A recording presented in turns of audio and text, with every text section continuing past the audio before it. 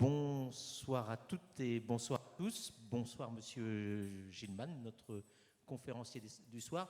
Merci à tous d'avoir bravé le mauvais temps pour venir ce soir. On a une petite pensée pour nos voisins du Pas-de-Calais qui sont un peu en situation un peu difficile. Donc ce soir, on accueille Monsieur Gauthier Gilman, que je remercie d'être venu d'Amiens pour présenter la conférence de soir. On va faire quelque chose ce soir, on va réparer une injustice. Parce que, et moi le premier, quand on a commencé à discuter avec le comité des sages le sujet, on a parlé de tas de choses qu'on connaît, on a parlé de voitures, on a parlé de la GS, on a parlé de la Mi 6, de la Mi 8, de la CX, de la Renault Fuego, on a parlé de tout ça, de toutes ces voitures, et par contre, et tout justement méconnu. Et donc, Monsieur Gilman, c'est à vous de mieux nous le faire connaître. Donc voilà, merci beaucoup. On en a pour 1 heure, comme d'habitude. Après, on fera une petite séance de questions, comme d'habitude, puis on terminera avec le pot de l'amitié, comme on a l'habitude de le faire. Voilà, Monsieur Gilman, merci beaucoup et c'est à vous. Merci. Bonsoir à tous et à toutes. Alors je pense que vous en doutez, nous allons beaucoup parler automobile ce soir. Je vais tenter d'évoquer en 1 heure la carrière prolifique et le parcours atypique d'un Amiénois, d'un Picard peu connu du grand public, mais mondialement reconnu dans son domaine d'activité. Cette intervention sera principalement illustrée par des documents d'archives professionnels conservés dans l'important fonds privé Aupron et dans l'album de famille du couple. Je remercie vivement Geneviève Aupron à cette occasion, ainsi que des documents de ma collection personnelle. Lorsque Robert Aupron débute sa carrière dans les années 50 en France, on ne parle pas encore de design, mais de stylisme automobile et d'esthétique industrielle. Il n'existe pas dans l'Hexagone ou en Europe d'école formant spécifiquement au métier de styliste. À l'image de Robert Aupron, les personnalités marquantes du design à cette époque dans l'automobile ont souvent reçu une formation technique, parfois. Ils ont des prédispositions pour le dessin et sont passionnés par les modes de locomotion en plein essor, ainsi que par la vitesse. L'automobile, l'aviation, plus tard, dès les années 20, va révolutionner la conception des carrosseries automobiles en permettant les études aérodynamiques en situation, la réalisation du design d'une automobile, l'organisation. Jusque dans les années 80, les stylistes sont peu connus du grand public, peu médiatisés, mis à part dans la presse et les médias spécialisés. D'infanterie coloniale. La famille quitte la Picardie pour s'installer dans différents pays d'Afrique, Algérie, Mali, Côte d'Ivoire, à l'occasion des affectations de garnison. Son intérêt pour l'automobile naît à cette période, vers l'âge de 5 ans, où il occupe son temps libre à jouer dans une Hudson Terraplane, le modèle qu'on peut voir en bas, abandonnée, ou à réaliser ses premiers dessins et maquettes avec des matériaux de récupération. Il apprend à conduire très tôt sur des utilitaires. De retour dans la Somme, à la fin de la guerre, Robert Aupron est scolarisé à Villers-Bretonneux, où il fait la connaissance de sa camarade de classe, Geneviève Mercier. Le père de Geneviève, Maurice, originaire de Valenciennes, est ingénieur de formation et a été nommé chef de district à la SNCF pour le secteur de Villers-Bretonneux. Les années de guerre vont marquer cruellement les deux enfants. Le père de Geneviève est arrêté par la Gestapo pour avoir hébergé des clandestins le 17 août 1943 dans le logement de fonction qu'il occupe avec sa famille à côté de la gare de Villers. Il y a d'ailleurs une plaque qui commémore cet événement dans la gare. Membre isolé de la RIF, Résistance intérieure française, il est déporté politique à Buchenwald puis Flossenburg et meurt le 28 avril 1945 à 43 ans à l'occasion d'un transfert sur la route de Buchau en Allemagne. Henri, le père de Robert, sera quant à lui fait prisonnier de guerre pendant cette période.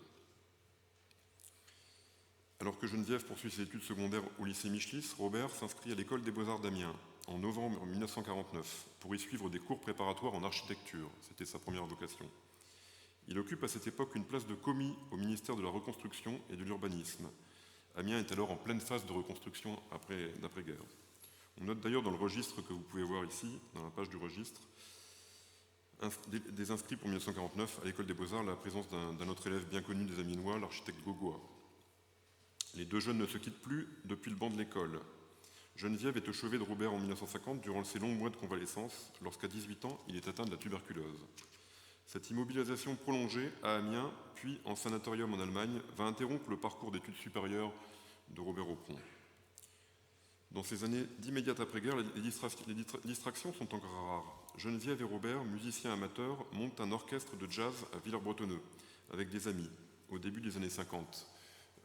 Cet orchestre est nommé Eddie Cocktail. Les décors et pupitres sont réalisés et peints par Robert Aupron. Les jeunes se marient le 20 juin 1953 à Villers-Bretonneux. On les voit ici se promenant dans le centre-ville d'Amiens au tout début des années 50, ainsi qu'une seconde photographie de Geneviève avec sa mère, Yvonne, cheminant rue des Trois Cailloux devant la boutique de Vred, pour les gens qui connaissent un petit peu Amiens. La boutique existe toujours au même emplacement. Et puis en bas, 2 petits dessins du couple, parce que Robert Aupron était également un bon dessinateur, évidemment, il a une carrière un peu... Il a peint pour son plaisir également. Première étape professionnelle, la sucrerie de Ham. Après avoir exercé quelques petits emplois d'appoint, comme le placement d'assurance, Robert Aupron postule un peu au culot, n'ayant pas réellement de formation technique, à la sucrerie d'Épeville, à côté de Ham. Il y est embauché en 1953 en tant que projeteur. Geneviève vient pour sa part de trouver un emploi à la distillerie de Nesle, qui transforme la betterave en alcool. Ils déménagent dans cette ville pour se rapprocher de leurs nouveaux employeurs. Construction remarquable et spectaculaire réalisée entre 1919 et 1922, que l'on doit à l'architecte Georges Lich, la sucrerie ambitionne à sa construction d'être la plus grande de France. Pour l'anecdote, le chantier a été réalisé par 600 ouvriers tchèques de la société Skoda, filiale du groupe Schneider à l'époque. Durant ces presque 2 années passées à Épeville, Aupron va travailler à l'amélioration de la chaîne de production et des machines-outils et au dessin d'un nouveau bâtiment au sein de l'usine. On reconnaît Robert Aupron sur cette petite photo, alors il est ici, vous le verrez peut-être un petit peu difficilement. On le reconnaît sur cette photo de groupe du personnel de la sucrerie derrière le pilastre de gauche, enfin devant le pilastre plutôt, donc juste ici. Vous constaterez que seuls les membres masculins du personnel ont le droit à être immortalisés. On va croire qu'il n'y avait pas de femmes dans cette entreprise. À partir de 1954, Robert Aupron et Geneviève quittent la Somme. Robert, passionné d'aviation, est recruté par la SNCAM, Société nationale de construction aéronautique du Nord, ex-Pothèse, qui deviendra par la suite Nord Aviation en 1958. La SNCAM a été créée en 1936 dans le cadre du plan de nationalisation des industries de guerre mis en place par le Front populaire. Il produit des avions militaires. Il est embauché pour rédiger les manuels techniques d'avions et dessiner les croquis d'assemblage de pièces. Geneviève le rejoint dans l'entreprise en tant que dactylographe. On les voit ici dans l'usine. On voit ici la première voiture ici achetée par le couple lorsqu'il s'installe au Mureau, en Seine-et-Oise. C'est une Simca 6 personnalisée avec des pneus à flanc blanc, un emblème de capot, une hirondelle et des accessoires Robry. C'est à cette période qu'il passe son brevet de pilote et va voler pour le plaisir. Il a acquis en autodidacte quelques années plus tôt, pendant ses mois de convalescence, ses premières notions techniques et d'ingénierie en lisant les livres du père de Geneviève. Il va suivre des cours du soir pour se perfectionner au dessin industriel. Robert Aupron travaille en particulier sur l'avion militaire Nord Atlas, ou Nord 2501, destiné au transport de troupes ou de matériel, qui a été utilisé tardivement pendant la guerre d'Algérie et même après. Il est chargé du dessin du poste de pilotage de l'appareil. Ici, l'exemplaire conservé dans la collection de Marc Betrancourt à Albert, que vous connaissez probablement. Recommandé par un ami, Robert Aupron est embauché au centre de style Simca en 1957 en tant que dessinateur au bureau d'études d'Argenteuil. Dirigé de main de maître par son charismatique PDG Henri-Théodore Pigozzi, Simca est à la fin des années 50 un des constructeurs les plus dynamiques en Europe, avec une image de qualité et un style moderne d'inspiration américaine bien dans l'air du temps. La marque est auréolée de nombreuses victoires remportées par des pilotes amateurs ou professionnels sur des autos préparées ou recrossées par le sorcier Amédée Gordini. La firme a fusionné en 1954 avec l'usine Ford de France et adopté de ce fait les méthodes de travail et de management rationnelles et efficaces du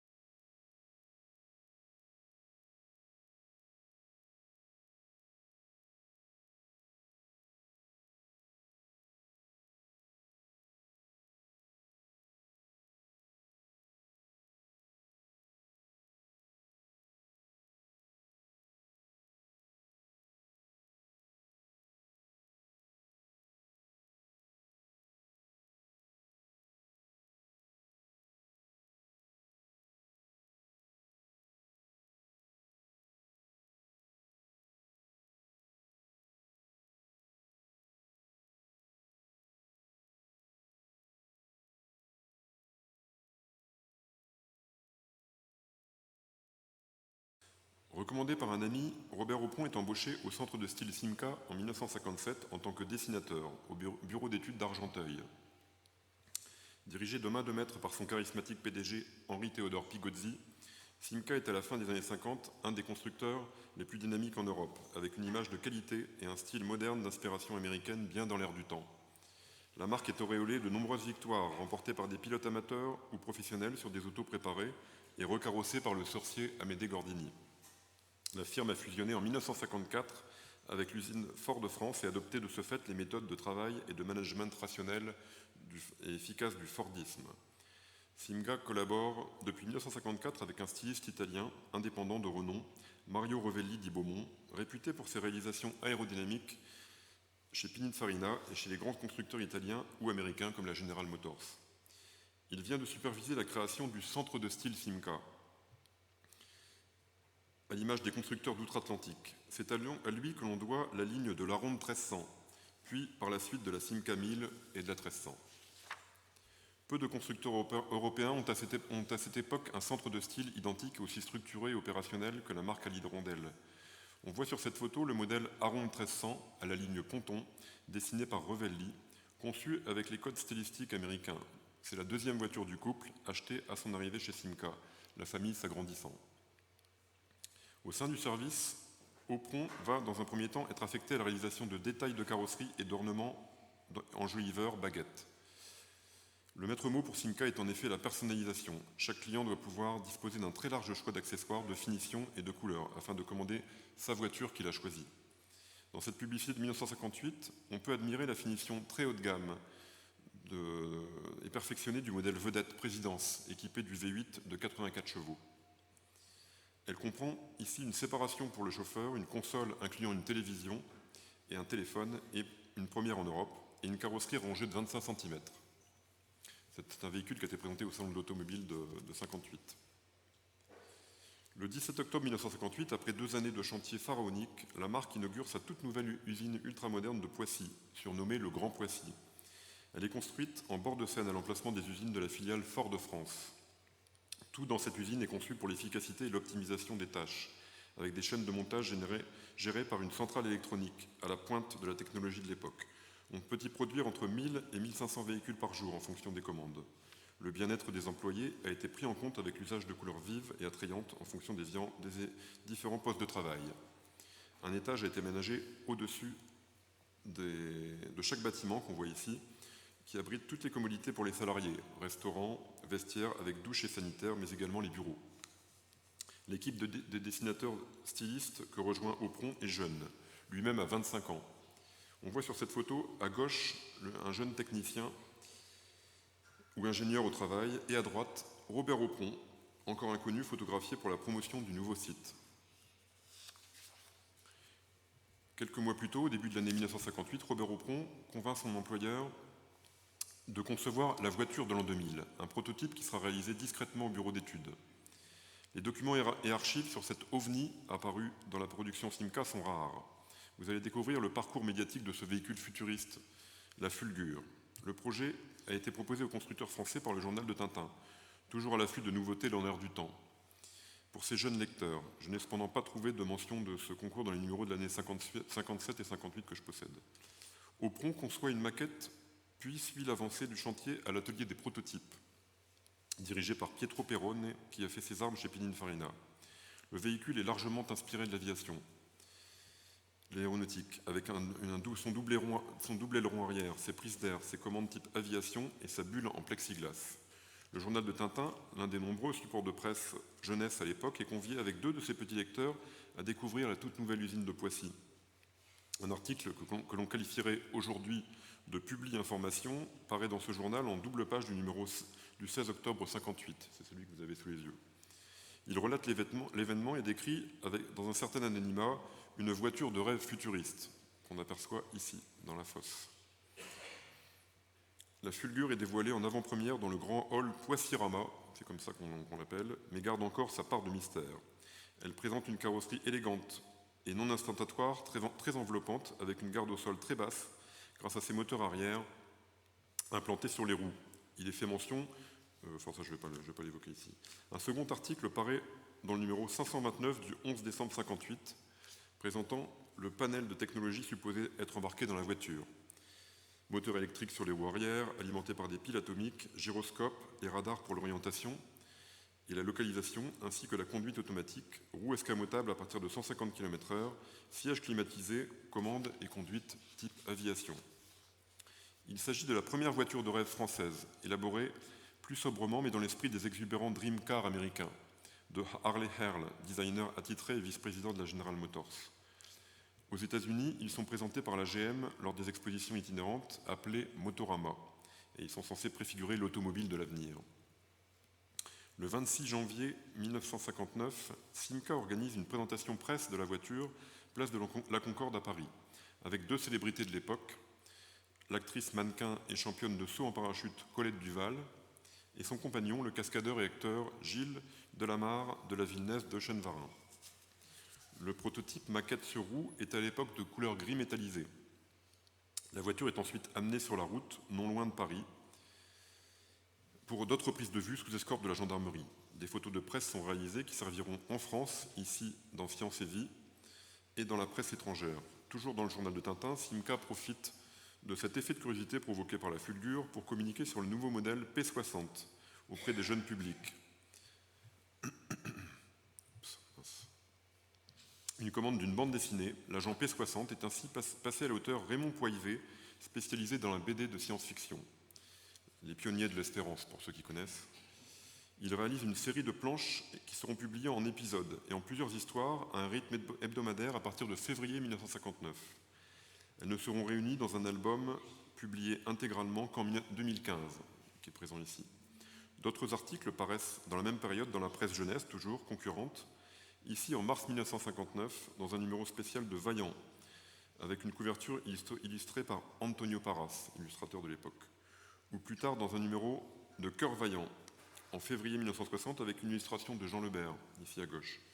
Au début de l'année 59, la fulgure retourne à l'atelier pour connaître quelques modifications, percement de 2 trous visibles sous la face avant, on voit ici. Pour les radars, on les avait oubliés, semble-t-il. Oui, semi-ouverte sur le capot, et tissu de sellerie différentes. On réalise quelques photos de presse chez Simca, dont cette belle vue en couleur, à droite. Puis le prototype est présenté au Salon international de l'auto à Genève, en mars 1959, toujours dans sa robe gris métal. On voit ici 3 photos du stand. On voit ici également une vue du poste de pilotage avec le radar. Alors c'est intéressant parce que c'est 2 vues, une vue du premier modèle et une vue déjà restylée. Les commandes type aviation et les sièges inspirés des réalisations du designer américain Charles Eames. La fulgure part ensuite en tournée afin d'être exposée dans les plus importantes concessions Simca en France, comme en témoignent ces 2 articles extraits du numéro d'Inter-Simca, une revue confidentielle réservée aux professionnels de la marque, parue en décembre 59. Donc vous la voyez ici dans différents états et différentes présentations. Pigozzi maîtrise parfaitement la publicité et multiplie en effet les événements pour faire connaître ses modèles. Record d'endurance à Montlhéry et sur route, tournée de cinéma Simcarama, contrat avec le cascadeur Jean Sunny pour la fourniture de voitures vedettes et nombreux produits dérivés. C'est le cas de ces objets publicitaires vendus ou donnés à ses meilleurs clients. Un cendrier en faïence représentant la fulgure, que vous voyez à droite, décliné en une dizaine de coloris. Moule et tirage par le céramiste Biagio Frizza de Florence.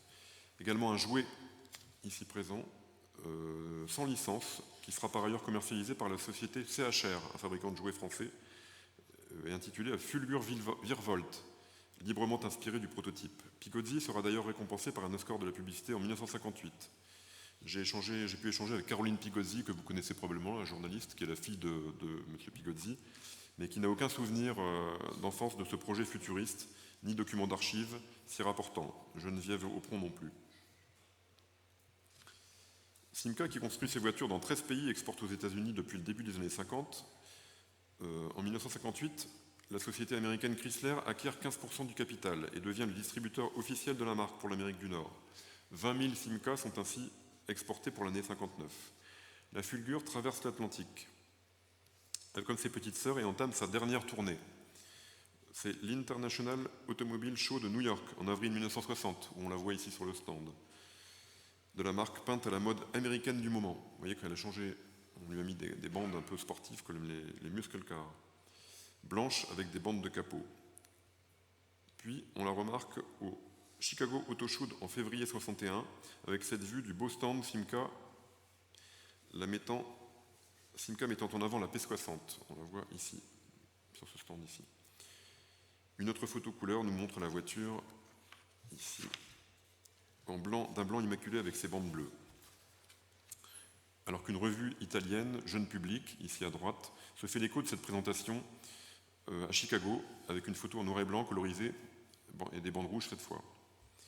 Après Chicago, la Fulgure ou les Fulgures disparaît ensuite de la circulation, probablement détruite ou oubliée dans une grange aux États-Unis, qui sait, où elle dort peut-être encore. La Fulgure a connu un traitement à part dans la production Simca, eu égard à son statut de concept car, mais probablement aussi parce qu'elle a principalement reçu un écho enthousiaste dans la presse jeune public, à travers des articles ou présentations plutôt élogieuses, et à travers la bande dessinée. Elle ne figure en effet, à ma connaissance, sur aucun support commercial grand public de communication Simca, à côté des modèles de production, catalogues publicitaires, affiches ou articles, alors qu'elle était associée au lancement de la P60. Elle semble ne jamais avoir été motorisée, servant principalement à des exhibitions promotionnelles.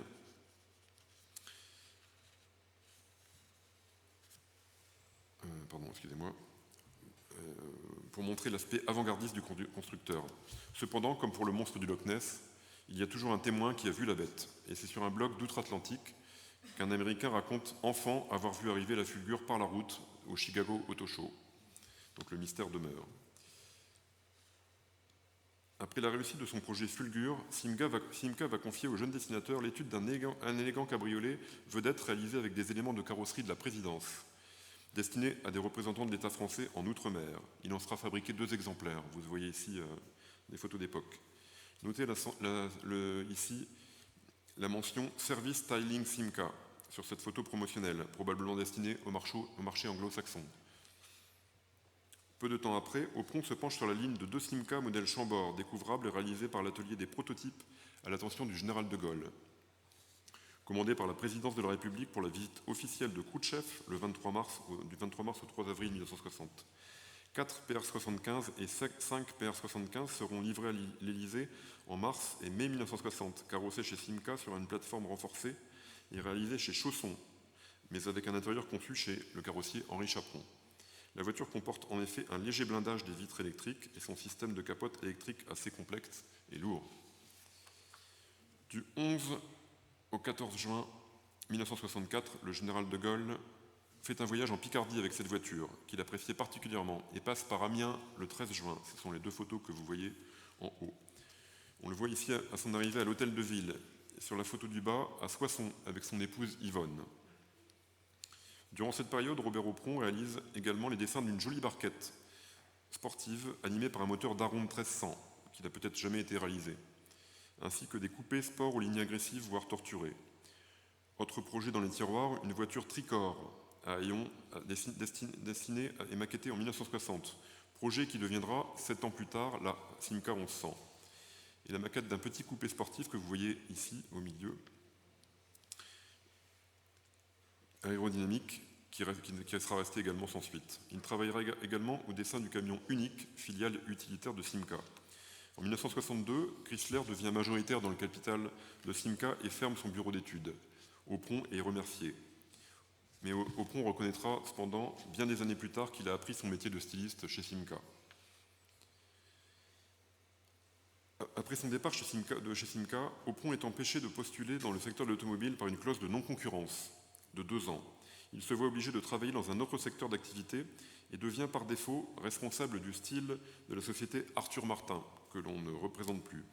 Pendant 2 années, il va diriger l'équipe des dessinateurs et concevoir l'habillage de l'électroménager, du mobilier, des cuisines intégrées, des réfrigérateurs, des gazinières, des chauffages portatifs radio, lavabo et le nouveau logo. Peaufinant les détails qui font vendre et rêver la ménagère, couleurs, formes et poignées, interrupteurs chromés. Le fonds d'archives Aupron comprend de beaux dessins évocateurs de cette période où l'électroménager commence à se démocratiser, devenant un objet de désir et plus seulement de nécessité pour de nombreux foyers français.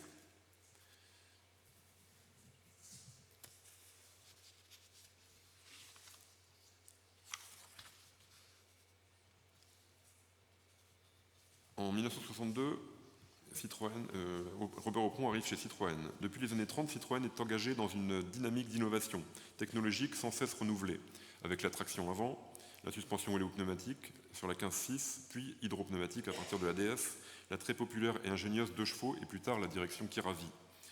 L'entreprise, propriété de Michelin depuis le milieu des années 30, a une aura, un état d'esprit et un mode de fonctionnement très particulier. Elle rassemble un vivier d'ingénieurs, de techniciens, de modeleurs, de dessinateurs de grands talents, tous dévoués à la marque et qui forgent son ADN.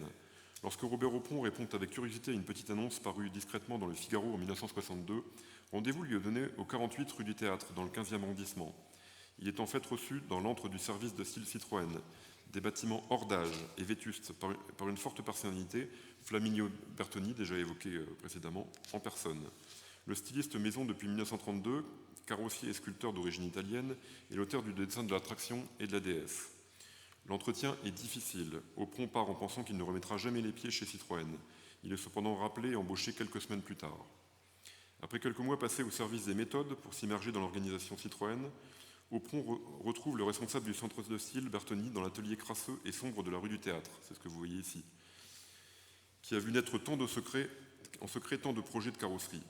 Il est intégré au sein d'une équipe d'une vingtaine de personnes en charge de dessiner et fabriquer les prototypes des futurs succès commerciaux. Bertoni lui demande de plancher sur le dessin d'une version break de la Mi 6, modèle qui n'enthousiasme pas vraiment Aupron, peu convaincu par la ligne inversée de la lunette arrière qu'il juge trop baroque.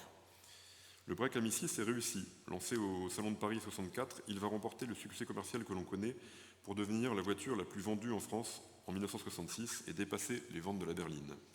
D'autres projets lui sont confiés.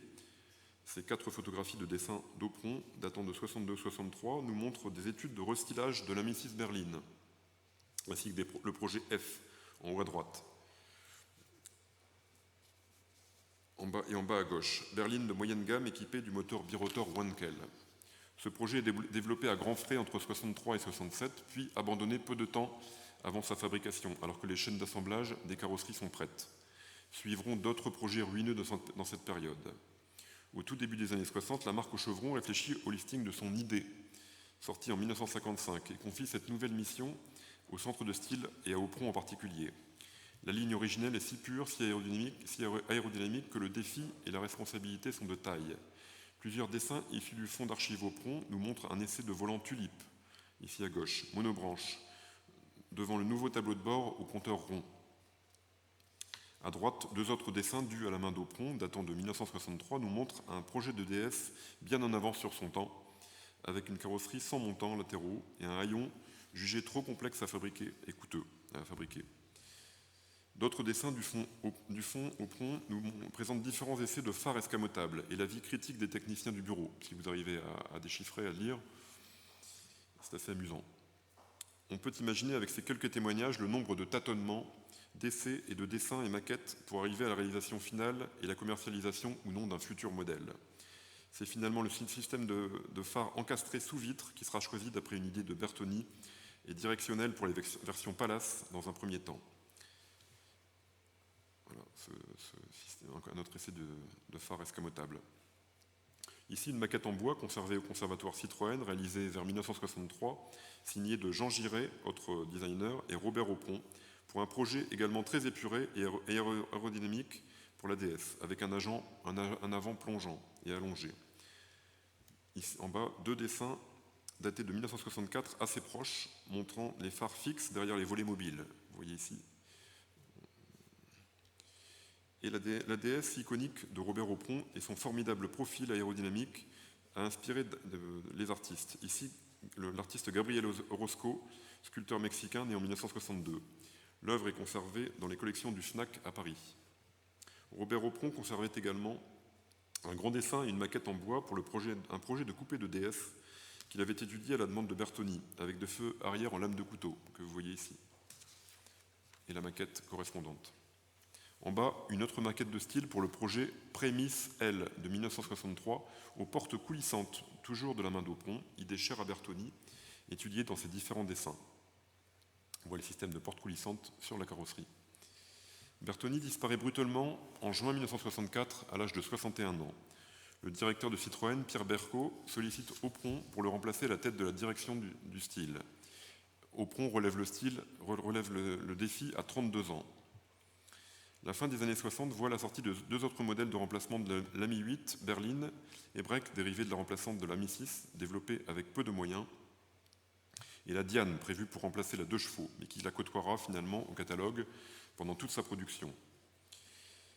Entre 1966 et 1968, la DS spéciale du général de Gaulle, 1PR75, est conçue dans l'atelier des commandes spéciales de Citroën, sur un dessin en grande partie réalisé par Robert Aupron. La carrosserie est réalisée chez Chaperon, tout comme les aménagements intérieurs, à partir d'un cahier des charges strict rédigé par l'état-major du général. Avec ses 6,53 m, ce véhicule hors norme, ostentatoire aux dimensions exceptionnelles, doit être plus long que la Lincoln du président américain Johnson. La finition très luxueuse, avec console centrale, en bois précieux, et sellerie tout cuir dans l'espace arrière, séparation chauffeur également, double interphone, strapontin, ne plaira pas au général, qui utilisera très peu ce véhicule qui lui est livré en novembre 1968. Deux autres particularités dans la production Citroën de l'époque, les projets M35 à gauche, coupé Ami 8 à carrosserie spécifique accueillant un moteur comotor à piston rotatif refroidi par air et équipé d'une suspension hydropneumatique. Ce modèle sort en 1969. Le projet est expérimental, coûteux, réalisé en petite série, 267 exemplaires commercialisés sur les 500 prévus. La carrosserie comprend de nombreux éléments spécifiques qui n'ont rien de commun avec la berline. Il est proposé à l'essai pour test de viabilité à des clients pour une durée de 2 ans, des clients Citroën sélectionnés qui ont une garantie totale niveau entretien. Au bout de 2 années, l'expérience n'est pas viable et l'usine récupère la plupart des modèles pour les détruire, d'où la rareté actuellement en collection. Cet échec ne reproduit pas Citroën, qui récidive en 1973 avec la GS Birotor, modèle haut de gamme, toujours animé par le moteur Comotor, que vous voyez ici à droite, développant cette fois 107 chevaux, ce qui fait de la GS commercialisée la plus puissante. La voiture ne manque pas d'intérêt et d'arguments, avec une carrosserie spécifique, une peinture 2 tons, un réservoir d'essence plus important et un train avant spécialement étudié. Les 846 exemplaires construits seront majoritairement rachetés ou échangés quelques mois plus tard contre le nouveau modèle de CX et détruits par l'usine. Comme pour la M35, des problèmes de fiabilité puis le choc pétrolier de 1973 condamnent ce modèle pourtant innovant. Aupron va ensuite définir les formes de la SM, prévue à l'origine pour être un coupé sportif et de compétition imaginé pour courir au Mans par le pilote d'essai Jacques Ney, chef de projet au bureau d'études. Elle deviendra finalement une GT 4 places luxueuse, selon le choix délibéré d'Aupron qui impose cette orientation au projet.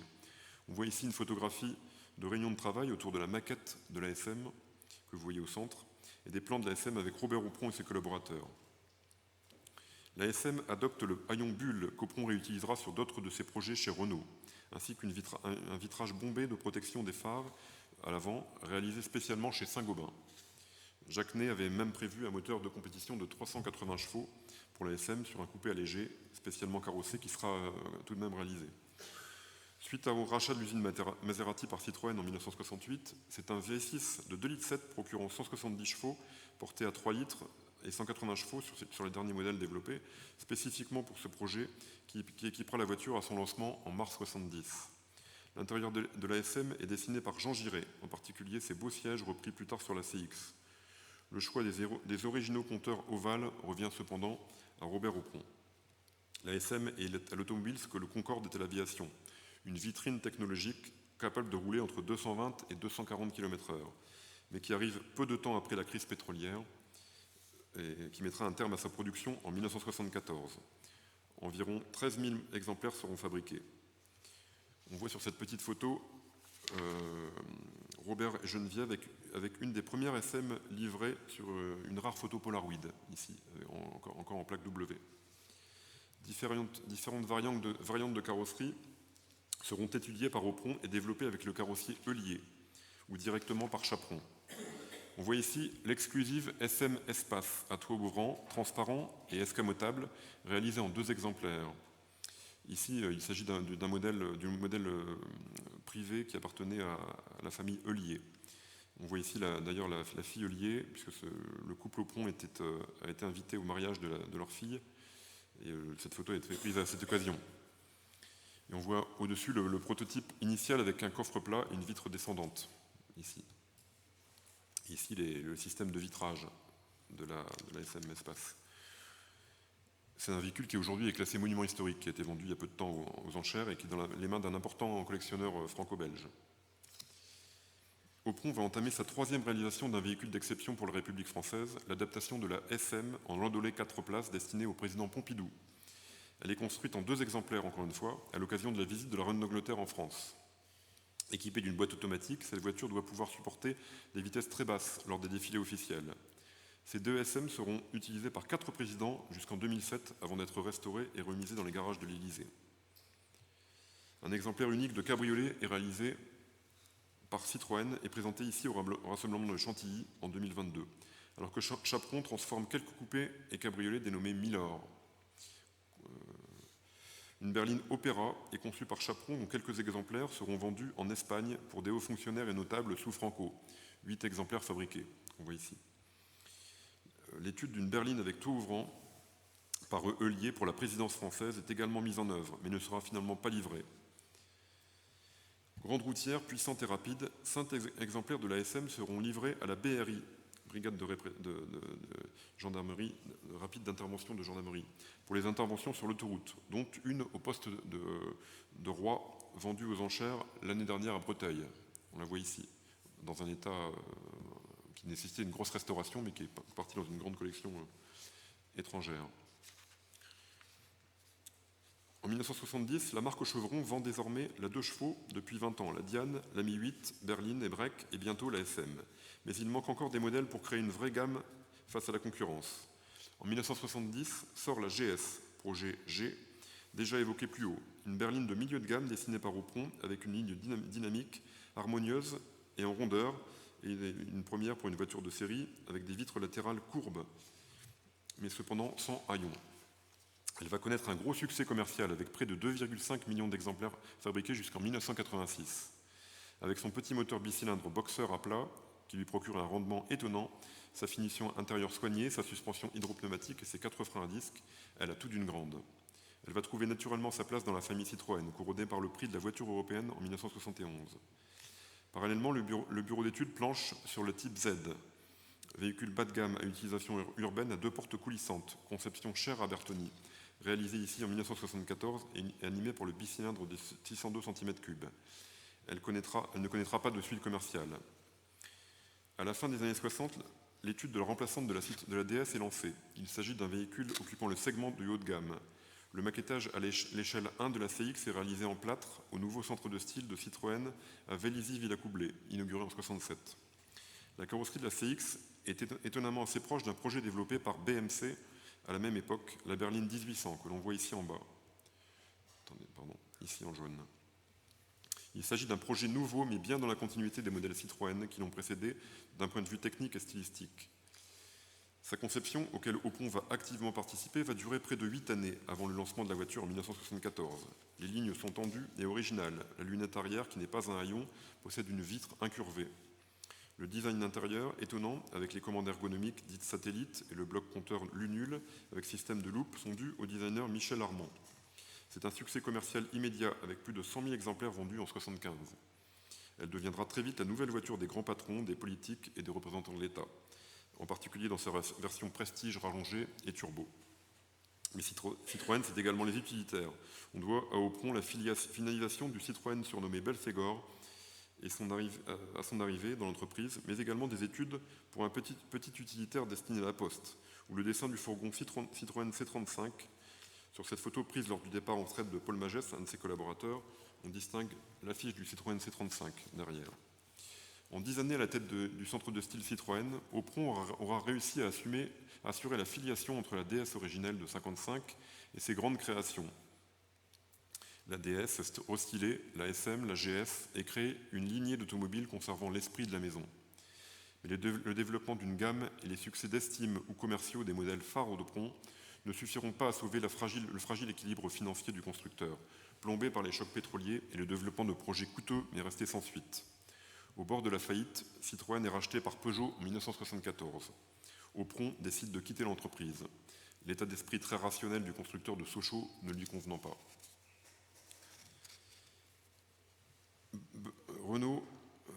Citroën rentre chez Renault, Aupron rentre chez Renault en 1975. Bernard Anon, PDG de Renault, qui a suivi attentivement le travail d'Aupron, réalisé chez Citroën, l'invite promptement à rejoindre la régie pour lui proposer le poste de responsable du centre de style afin de renouveler l'image de marque du losange. C'est avec enthousiasme et en toute confiance qu'Aupron accepte de prendre en charge cette lourde mission, appréciant la personnalité cultivée et le volontarisme de Anon. Après avoir pris son poste au début janvier 1975, Robert Aupron va s'employer à restructurer et faire reconnaître en interne l'importance du centre de style dans l'organisation de l'entreprise, désormais intégré à la direction face à un service marketing et des ingénieurs souvent décisionnaires dans les choix stratégiques et le développement de projets. Il remplace Gaston Juchet, que l'on voit ici, le talentueux styliste, auteur avec Philippe Charbonneau du dessin de la Renault 16. Juchet continue cependant à travailler aux côtés d'Aupron, avec d'autres stylistes maison comme Michel Jardin ou Jacques Nochet. La tâche est rude. L'entreprise, régie nationale, sous tutelle de l'État depuis le 16 janvier 1945, est de taille. Le nouvel organigramme place Aupron à la tête d'une équipe de plus de 100 personnes, en charge du design et du développement de tous les départements du constructeur, secteur automobile, utilitaire et bus, matériel agricole et motoculture, ainsi que le service compétition. Il va devenir, selon ses propres termes, le chef d'orchestre du style Renault et lancer une importante réflexion sur l'évolution et l'organisation du travail au sein de son service. Il met également son service en concurrence directe avec des designers privés de renom, afin de créer une émulation et de favoriser l'inventivité et la création. Sa première mission est de restyler la sportive Alpine A310, afin d'y intégrer le moteur V6 turbo. Il conserve les phares sous vitres de protection. 9276 exemplaires seront fabriqués. Aupron va ouvrir le centre de style à de nouvelles influences, en le rapprochant du service Art et Industrie, qui travaille sur les nouvelles tendances. Il prend comme consultant le designer de mobilier Olivier Mourgue, Terence Conran, le créateur d'Habitat, les stylistes automobiles Mario Bellini, Giorgetto Giugiaro ou Marcello Gandini. Jean-Philippe Lanclos, photographié ici en 1978 lors d'un salon automobile devant la première Formule 1, la Renault RS01, est coloriste et a créé l'atelier 3D Couleurs, Design et Couleurs. Il est déjà consultant conseil pour de nombreuses entreprises et industriels. Aupron va le solliciter en particulier pour les aménagements intérieurs des véhicules, secteur pour lequel il crée un service à part entière intégré au centre de style. Le second projet d'importance sur lequel Aupron va plancher dès 1976 est celui de la remplaçante du coupé R15 et R17, la Fuego, dessinée en grande partie par le styliste maison Michel Jardin et présentée au Salon de Genève en 1980. Il en finalisera le dessin. La Fuego emprunte la plateforme de la Renault 18 et adopte le haillon bulle et un bandeau latéral plongeant qui souligne la ligne aérodynamique de la carrosserie. Elle sera proposée par la suite avec un turbo comme nombre de véhicules de la marque à cette époque. 11 versions turbo en 1984, comme le rappelle cette publicité, pour tenter de booster les ventes stagnantes face à la concurrence des GTI. En 1977, Renault se lance dans la Formule 1 avec la RS01 équipée d'un V6 de 1500 cm3 qui sera victorieuse au Grand Prix de France 79. 1978 voit la victoire de l'Alpine A442B au Mans avec Pironi et Josso. On voit ici Aupron en passager lors d'une démonstration, en bas à droite. C'est Gérard Larousse, ancien pilote Matra, qui supervise à l'époque le département Renault Sport, créé en 1976. Tout sourit à Robert Aupron qui est au sommet de sa carrière et gagne confortablement sa vie pour la première fois. On le voit ici arrivant pour le week-end en hélicoptère pour rejoindre sa maison de famille à l'Île-Dieu. En 1978, 2 ans après son arrivée chez Renault, Robert Aupron déclare dans une longue interview « L'intelligence et la fonctionnalité me semblent des composants essentiels du style Renault. Nous tendons progressivement à un équilibre positif entre la technique, le style et le marketing, ce qu'il a toujours recherché. » En 1980, la Renault 5 Turbo, développée par Renault Sport, est présentée. Véritable bête de course, il s'agit d'un véhicule de compétition commercialisé par la suite en version routière pour l'homologation, conçu à partir d'une caisse de Renault 5 bodybuildée. C'est Marc Deschamps qui trace les premières lignes de la voiture sous la direction d'Opron. Marcello Gandini finalisera le projet et réalisera le superbe intérieur des premiers modèles. On le voit ici. Afin de compléter la gamme assez large et renouveler le créneau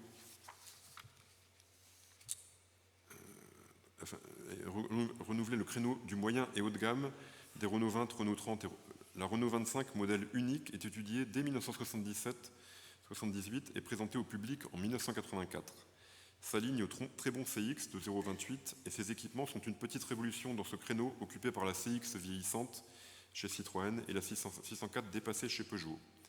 La Renault 25, première voiture française équipée d'un ordinateur de bord, vous parle. Je ne sais pas si vous vous souvenez de ce premier perfectionnement, un ordinateur qui vous parlait quand vous ouvriez les portes, etc. Il s'agit à la fois d'une berline familiale en version diesel ou d'un modèle haut de gamme en version V6 injection ou turbo. Une version rallongée, la limousine, est également proposée par le carrossier Heulier. On retrouve également le haillon bulle cher à Opron. Le tableau de bord avec une casquette très moderne pour l'époque est une création de Marcello Gandini. Les méthodes de travail ont évolué.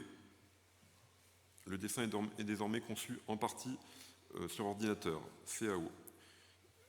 Et nous avons ici 4 propositions pour la Renault Rodeo, véhicule de loisirs présenté en 1981 sur une base de 4L. Opron aurait souhaité réaliser un véhicule dans l'esprit 4x4 pour remplacer la 4L. Les deux modèles vont perdurer ensemble au catalogue. Puis le projet de remplacement de la Renault 5 est étudié dès 1978. On voit ici 4 propositions que vous voyez en bas, parmi d'autres. Tout ça sont des documents techniques et professionnels conservés dans le fonds Opron, qui proviennent des bureaux d'études Renault. C'est Gandini qui signera une nouvelle fois celle qui deviendra un des nouveaux succès de la marque dès son lancement en 1984, véhicule bas de gamme ou petite sportive en version GT Turbo. Autre marotte présentée chez tous les constructeurs français, le VBG, véhicule bas de gamme, étudié par Opron à travers cette série de dessins qui débouchera sur un prototype avec vitrage en ellipse que vous voyez ici, réalisé sans suite. C'est assez amusant de voir tous ces petits dessins réalisés par Opron, toutes ces évolutions de style. La Renault 9 et sa déclinaison, la Renault 11, sont conçus pour être des modèles de voitures universelles.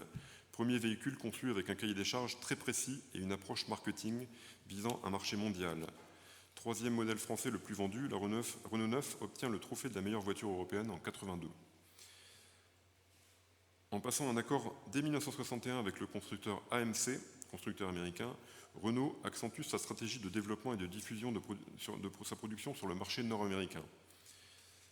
Quelques dizaines de milliers de Dauphine et de Floride seront d'ailleurs exportés à cette époque aux États-Unis. Dès lors, Renault n'a de cesse d'accroître son partenariat et sa participation au capital d'AMC, passant de 5% en 1979 à 49% en 1983, ce qui permet un accès au réseau des concessions AMC, facilitant l'exportation de la Renault 5, renommée aux États-Unis Le Car, la Renault 18 Break, renommée Sportwagon, et la Fuego GTA, puis la Renault 9 Alliance et la Renault 11, renommée Encore, et la Renault 21 Médaillon, fabriquée sur place aux États-Unis.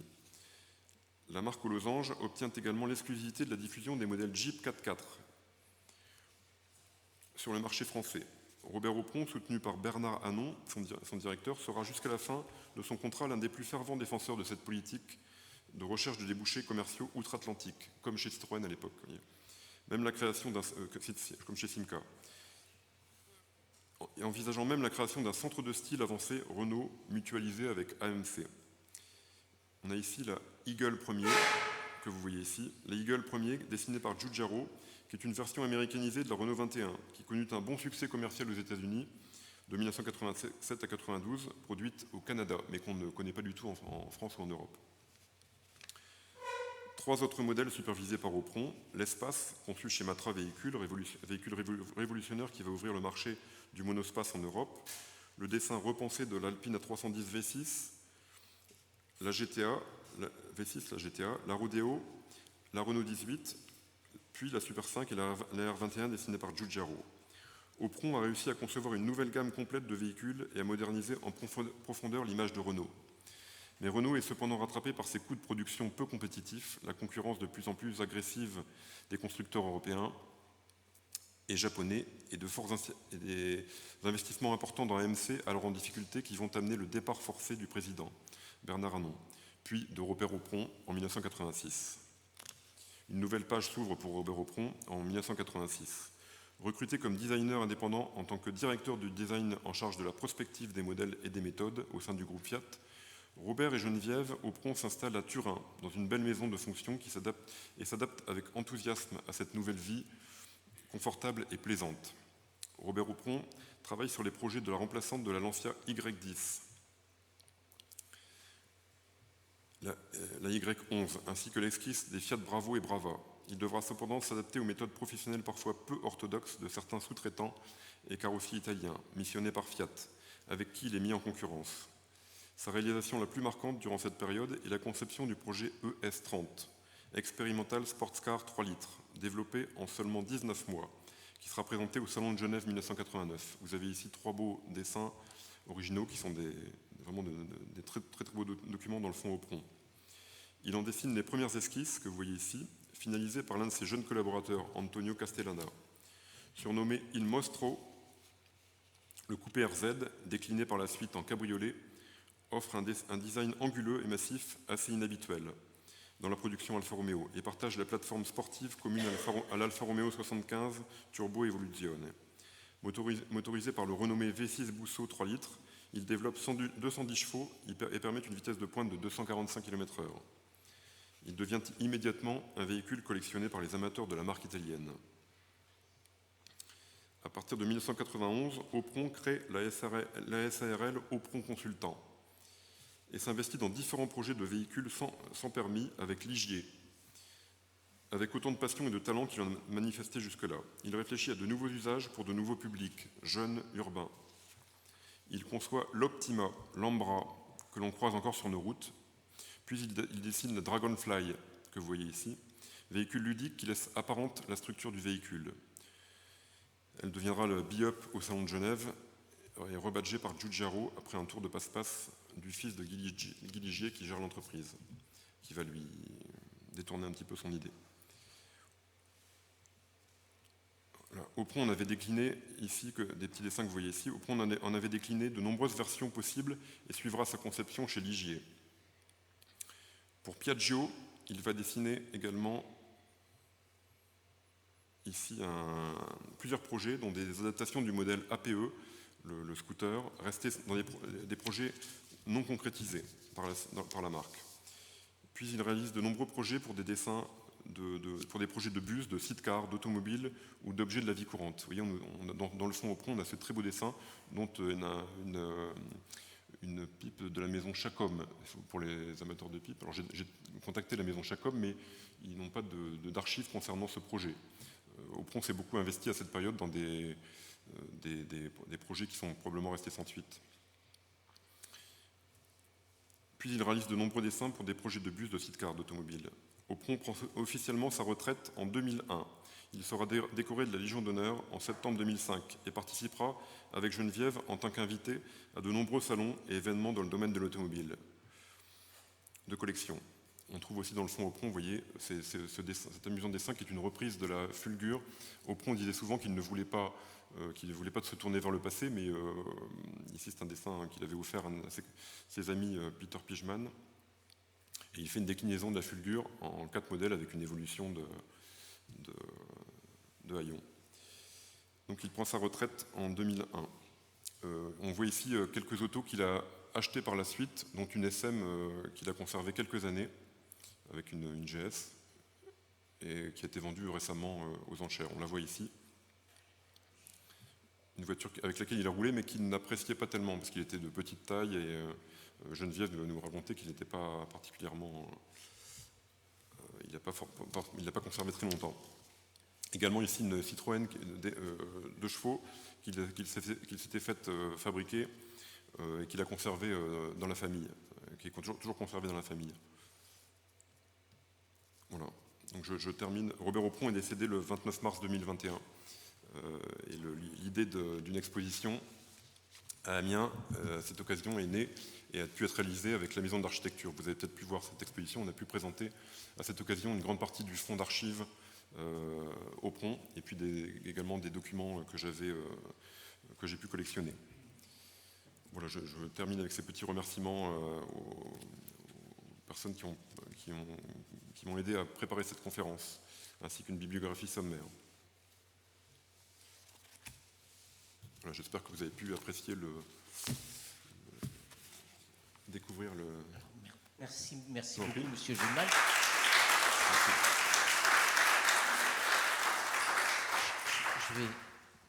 Je vais d'abord réparer un oubli. J'ai oublié de présenter vos fonctions parce que c'est vrai que vous êtes passionné d'automobile et historien, mais vous êtes principalement, professionnellement, responsable de la photothèque d'Amiens et responsable des archives photographiques des musées d'Amiens. Voilà, j'ai oublié de vous préciser ça au départ, mais vous êtes ici parce que vous êtes vraiment passionné d'histoire automobile et vous nous l'avez montré, comme vous nous avez montré qu'on est capable de travailler dans une sucrerie, de dessiner une pipe, de dessiner de l'électroménager, mais aussi l'ASM et autres ligiers. Voilà. Est-ce qu'il y a quelques questions ou points à apporter Allez-y. Sinon, moi j'en ai une.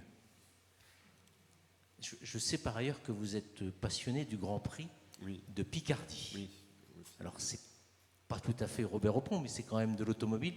Est-ce que vous pouvez nous dire un mot du Grand Prix de Picardie ? Je ne suis pas sûr que tout le monde connaisse ce que c'était le Grand Prix de Picardie. C'est un Grand Prix qui s'est déroulé à Péronne pendant 15 ans, de 1925 à 1939. Donc on sera bientôt dans le centenaire de l'événement, et qui a réuni les plus grands pilotes de l'époque. Ça se déroulait sur un triangle entre 3 communes proches de Péronne.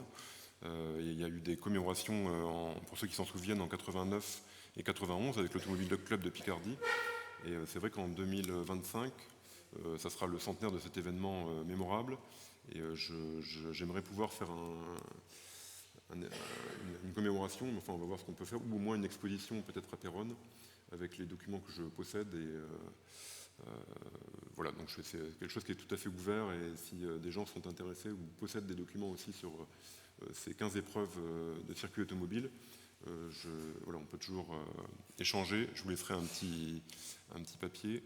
J'ai personnellement des photos, des programmes, enfin voilà, pas mal de documents sur certaines années de ces épreuves, pas sur les premières années. Et voilà, j'aimerais bien faire une conférence par la suite sur le sujet également, mais on verra. Alors, pour ceux qui habitent dans la région, c'est le Grand Prix de Picardie, là où il y a eu au moins une année quelques accidents, et où il y a et pour se rappeler de ces accidents, il y a le monument Bourria-Trintignant au Carrefour. 33. Voilà. Donc, ce sont des accidents qui étaient. Je crois que ce Grand Prix, cette année de Grand Prix, il y a dû y avoir 2 accidents mortels sur un seul Grand Prix. Voilà. Moi, j'ai une autre petite question. Robert Aupron, est-ce qu'il y a un musée Robert Aupron ? Est-ce qu'il y a quelque part un endroit où on retrouve Non, pour le moment, il n'y a pas de... Alors, au Conservatoire Citroën, il y a des maquettes, il y a des dessins, évidemment, parce que tout ce qui était à l'usine est conservé là-bas. Mais il n'y a pas pour le moment de musée. Alors, il y a ce fonds d'archives qui existe et qui est dans la famille, toujours, qui va être valorisé prochainement par, je pense, par un club Citroën allemand. Il y aura une exposition normalement au Luxembourg prochainement, l'an prochain en fait, 2024.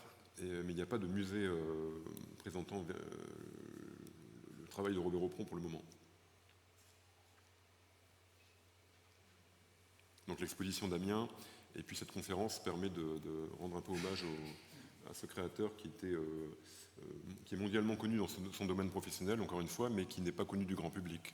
Et c'était quelqu'un qui était autodidacte, qui n'avait pas fait de formation, comme vous l'avez vu, spécifique de designer. Il s'est vraiment fait lui-même, il a appris par lui-même tout au long de son cheminement professionnel, et puis en particulier chez Simca, au centre de style Simca, qui était vraiment un centre de style extrêmement formateur pour les jeunes qui souhaitaient faire carrière dans ce domaine-là. Alors, si vous n'avez plus d'autres questions, moi j'ai un certain nombre de choses à vous dire. La première chose, Pour ceux qui ne connaissent pas, je vous la pose là. Ça s'appelle la quille, qui a cette particularité, si je la tourne, d'avoir une petite fente sur le côté. Une petite fente dans laquelle on peut mettre des pièces ou des billets. Ça nous permet de vivre, de rémunérer les conférenciers et de vous offrir un petit pot de l'amitié juste après. Voilà.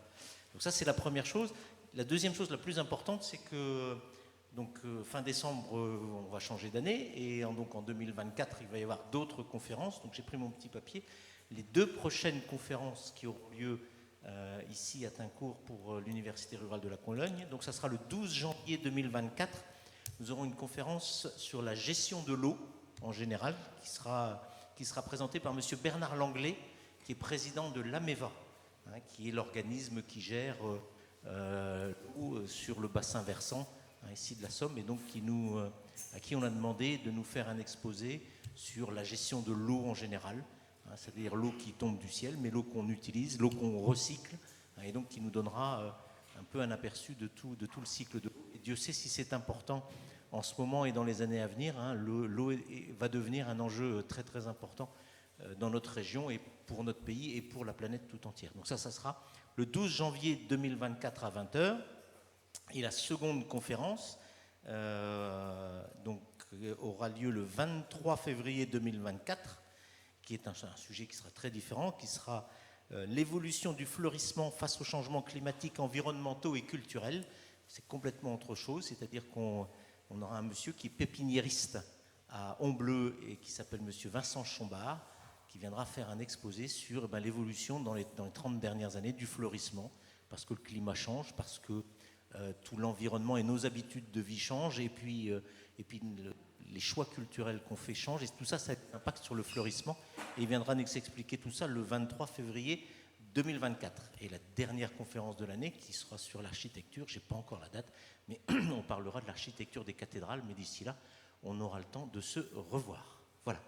Donc, Monsieur Gilman, encore un grand merci pour votre exposé de ce soir. Merci à vous tous d'être venus ce soir. Et puis, on va pouvoir, si vous voulez discuter avec le conférencier, vous poser encore quelques questions, il est à votre disposition. Et nous, on est à votre disposition avec le verre de l'amitié. Bonne soirée à tous et bonne fin d'année, puisqu'on ne se reverra pas dans le cadre de l'université avant la fin de l'année. Et l'année prochaine, donc le 12 janvier 2024. Voilà. Bonne soirée à tous.